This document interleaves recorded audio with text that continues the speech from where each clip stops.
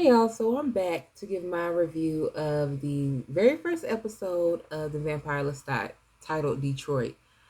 I'm going to be completely honest.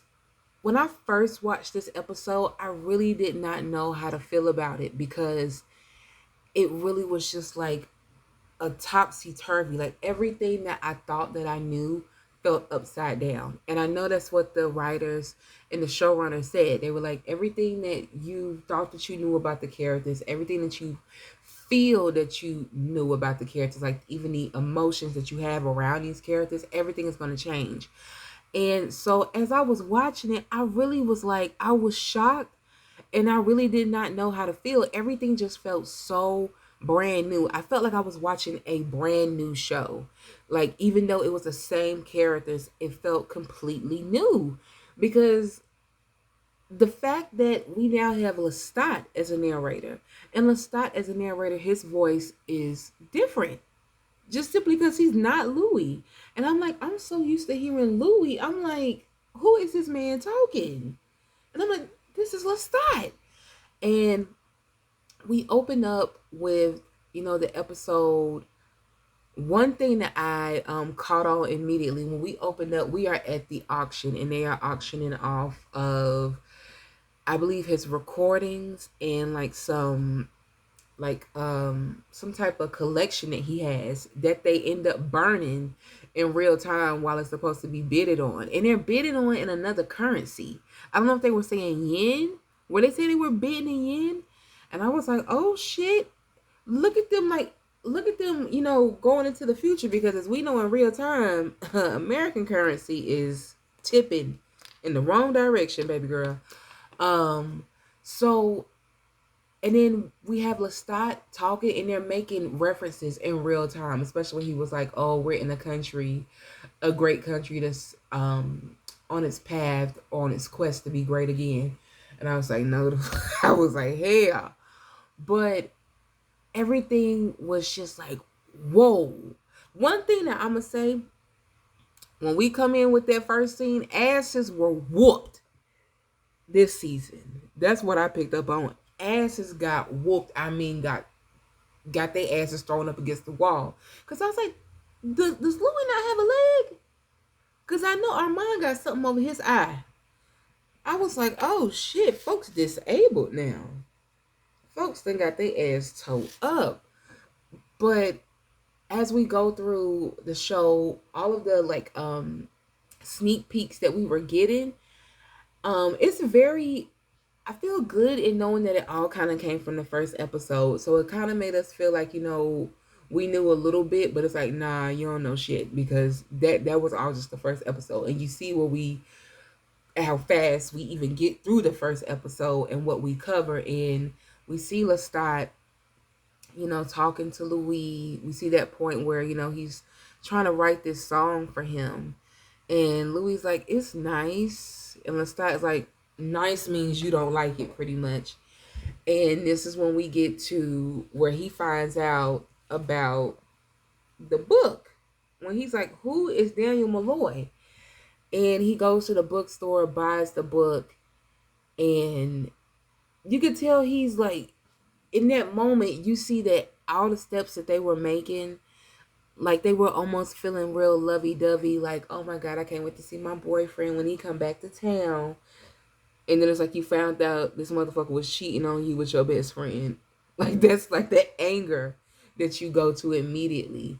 And we see throughout the time that he's in Montreal, is these neighbors across the street. They playing this chord, and from my understanding, the chord it's either flat, because I think he said they still on that F, and he was like, it's supposed to be G minor or G. What did he say? G minor. So I'm assuming, if I remember my music stuff correctly, F sharp or G flat. Pretty much, it sounds like they keep playing that chord flat, and he like, bitch, get that half step, goddammit. And we see him on tour. We find out that he has a stunt double. I wanted it's Sam Reed actually playing the stunt double, because it kind of looks like him. Of course, it's supposed to be him, but I'm like, is that Sam Reed playing his stunt double? Because I was like, look at him. And we see him really take on this new rock star element, and we see Daniel as he's the new vampire. And one thing that I would say that we're starting to get from episode 1 is that Lestat is very fragile. This bravado that he lives behind, and really just, I'm that girl, I'm this, I'm the best that can do it. It is a facade. And we most definitely will pick up on that as we go through the series, because we learn that Lestat has a very harsh upbringing, where he has a father that is extremely detrimental to his self-esteem. So it makes sense that he's always, posturing as something that he's really not. But he's on tour, and he's really feeling it in the audience. You see all the fans. There's even people with the books and everything. And it's this one girl who, baby girl, is high as a kite, because we see all the drugs that she put on her tongue. And Lestat ends up getting her out of the audience and ends up feeding on her, only to become high off of whatever she was high off on. And pretty much this drug binge that he is on takes him all up and through. There's some other vampires in the audience, and they are from this Detroit coven called the Fang Gang. And I was like, that is just so cliche. Because I think Lestat towards the end called them the Tooth Team or something. And he was like, no, the Fang Gang. And you can tell they kind of like want to ambush him into joining them a little bit. And Lestat is like, I'm busy. I'll come to you y'all little shindig tomorrow. And he like, you gonna be on the road tomorrow. And he was like, I'm being nice, bitch. That was my way of saying I ain't coming. So when I forgot who the girl's name is, but they have this orgy in the elevator with the bellboy, and I think the black girl, I think her name is D. I think she's like his social media ambassador or something for the tour. But either way, she ends up becoming a muse for him, and she's talking, and she's like, you're gonna die. He's like, I'm immortal. She's like, we all die. And then she's pointing out everybody in the room who's gonna die. And then she point out Daniel, talking about, oh, he gonna die bad. And I'm like, oh shit, what the hell gonna happen to Daniel? Not my dog, not Daniel. I love Daniel. And we just kind of see him. This is the first muse that he has. And then we, especially going into the next episode, we start picking up on, he sees these different muses, and really just people who I think have influenced whatever he is feeling in the moment. And that is what he's using to create whatever art that he's creating in that moment. So I don't think there's always something positive or something light, or it's a lot of times it's probably really something deep and dark.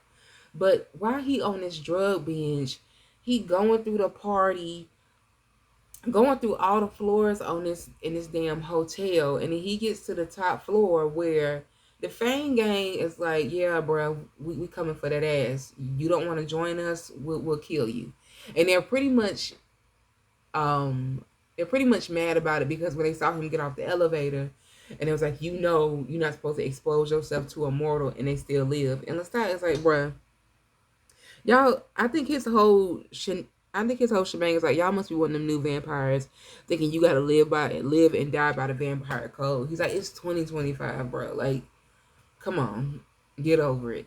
And so he goes, he's like trying to make his way down the hall.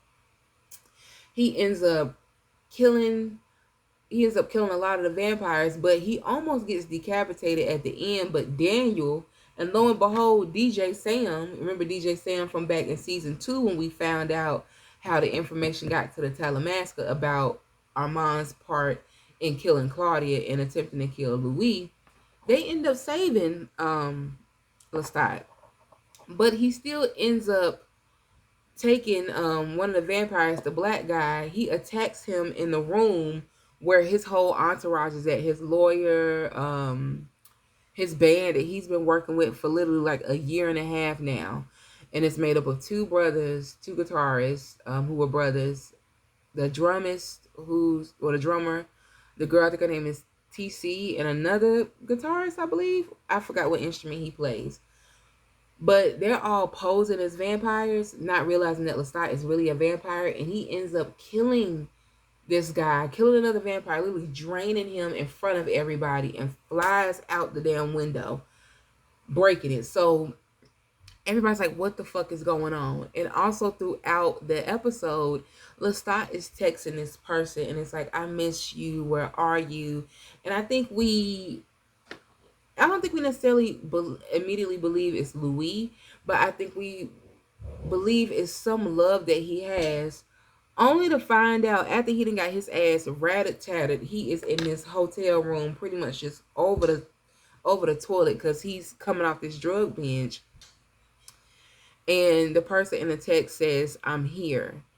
And they walk in the room, and you can tell that Lestat is happy to see them, but he's also embarrassed for them to see him in the state that he is. He's like, he's just broken. And come to find out, lo and behold, it's Gabriella, Lestat's mama. And she comes and touches his face, gives him some of her blood, and you can see it heals a scar on his face, well, a gash on his face. And they turn to embrace and start kissing, and they go down to bed. And it's like, whoa, this first episode, we get so much. We get him. At first it seems to be like almost at peace, happy a little bit, because Louis has come back in his life. Him and Louis are taking steps, and then this whole book comes out, and that just throws a fucking whirlwind. He's had all these like raw emotions. He's really hurt behind this book, and he just like goes into this whirlwind of, I'm going to create this art. And then to backtrack, when he's on a tour bus talking to Daniel, and Daniel know how to push buttons. So he's like, so you pretty much doing this whole tour just to refute what I wrote in the book. And he said, how is that going to look for the author to refute itself? Like, you doing all of this just to kind of go at what I said. And the muse, the first girl, I can't remember her name from the concert, but she picks up on Lestat's low self-esteem. And she was like, you have fans. And she was like, you have thousands of them. He was like, I want millions, billions. You could just tell he needs this constant gratification. And we see that in so many ways that it has shown up throughout his life, especially with his relationship with Louis, always needing that constant gratification. And then the episode ends with this carnage that ends with him in bed having sex with his own mama. Lord, woo! I'm telling you, episode 1 just kind of takes you on a roller coaster. And I'll be honest, at first I did not know how to feel about it. And then I watched it again, and I was like, okay.